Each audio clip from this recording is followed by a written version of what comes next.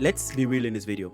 You're currently a grad student in the US, living off of a $10,000 to $30,000 stipend range, and I know it might not be the fancy life you imagined, but let's look at what you have right now. 1. You've got rent to pay. 2. You've got food to buy. 3. You need upkeep money. 4.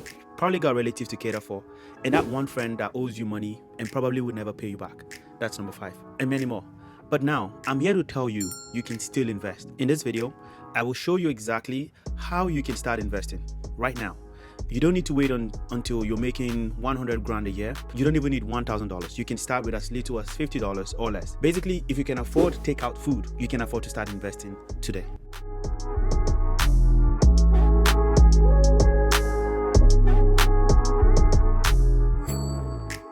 Hello everyone and welcome. If you're new here, make sure you like this video and subscribe to this channel. It is all free of charge, and that is one way you can encourage me to keep making awesome contents like this one that you're currently enjoying. If you're already subscribed to this channel, you are the real MVP. Remember to smash the like button, share this video with a friend in grad school or a young professional who you know might actually need it. Now, since I'll be talking about money today, I will quickly clarify that this video is strictly for educational and entertainment purposes only, not official financial advice. I am not a financial expert. Please speak to a financial advisor before making any financial decisions, especially big decisions like buying a car or buying a house or things of the like. I will begin this video by saying something controversial. Saving is not enough. You simply cannot save your way to wealth, especially here in the US, where inflation is probably working harder than you are. So today I will teach you how to make your money work for you. Okay, before you start throwing money into the stock market like you just entered a casino, let's get the basics right. Rule number 1, you must have an emergency fund. This will be your safety net and your financial seatbelt. If you don't have an emergency fund, you have no business investing.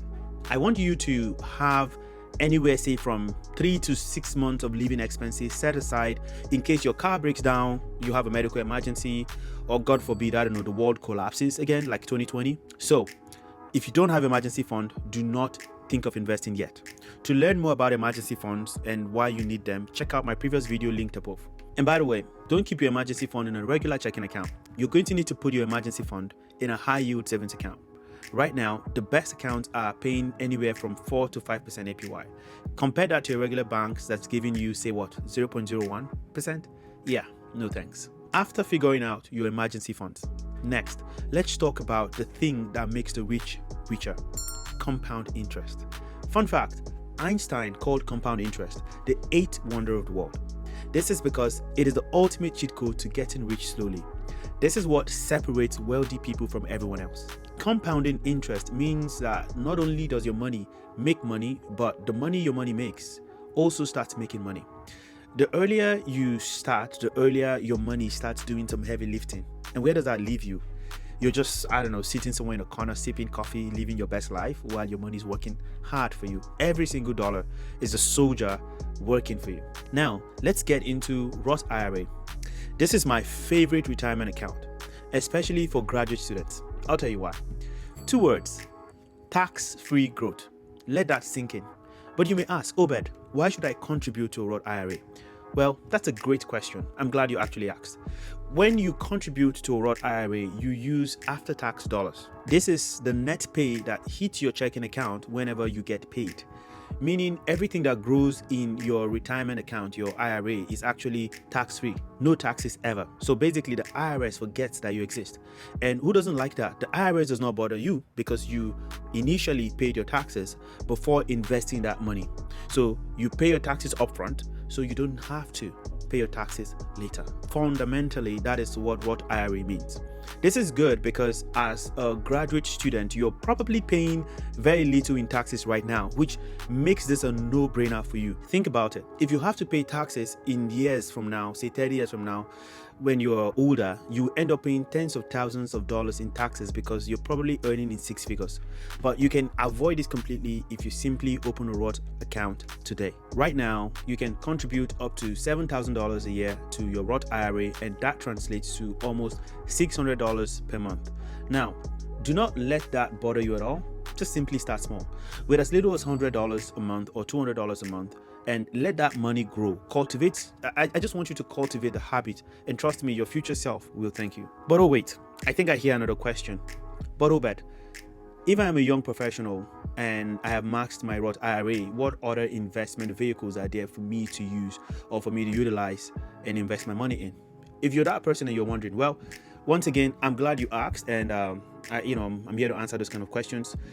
If you somehow are able to max your $7,000 a year Roth IRA and still have some extra cash you wish to invest, you can invest them in stocks, ETFs, bonds, and all of that in an account that is called Brokerage Accounts. I promise you, this is not rocket science. You can open a brokerage account in 15 minutes using your phone. Fun fact, it's actually easier than figuring out how to split rent with 4 roommates. I recommend platforms like Vanguard, Fidelity, or Charles Schwab.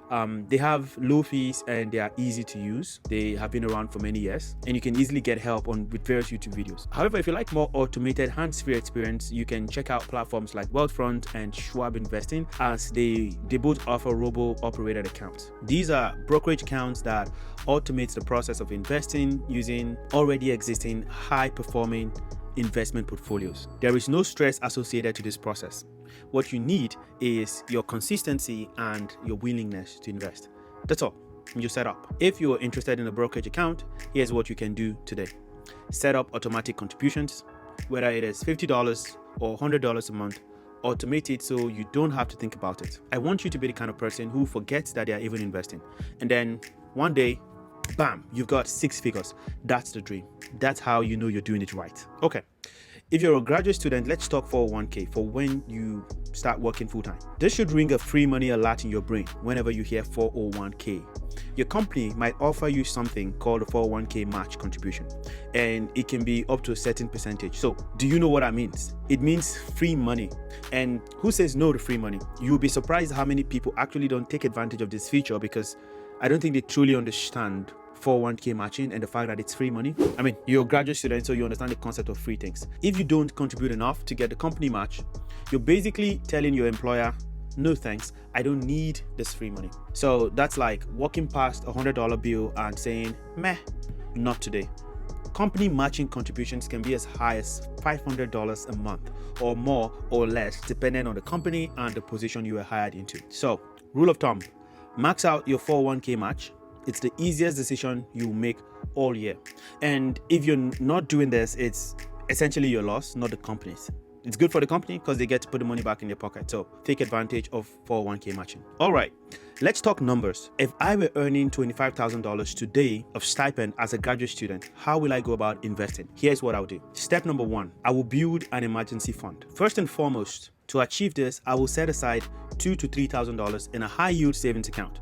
No matter how long it takes for me to achieve this, that is what I will do. This is a very important step, and that money will serve as my safety net. Basically, I will not need to run around looking for help during rainy days. I will not touch this money unless I am in deep trouble. Step number 2, I will start a Roth IRA. Once I have my emergency fund, I will start a Roth IRA and contribute $100 per month into that account. Over time, that's $1,200 a year already added to my tax-free retirement account. If I'm able to contribute more, then I will do just that, provided my overall investment does not exceed 10% of my gross income. So based on my $25,000 stipend, approximately $200 is the maximum amount I will set aside for investments. Let's say maybe I will split $150 for an IRA and $50 for my brokerage account.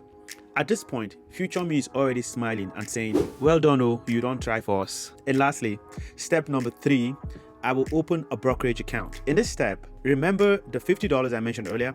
I will invest that $50 every month into a broad market ETF like the S&P 500 using any of the accounts I suggested, either Vanguard, Fidelity, Charles Schwab, Wealthfront, and all the likes. The reason I will be investing in the S&P 500 is so that I can automatically get diversification without the need to pick any specific stocks. The truth is, I don't need to be a stock picking genius from Wall Street. I just need my brain to be hardwired to get used to investing. And just like that, I am investing. And ladies and gentlemen, You can call me Mr. Investor.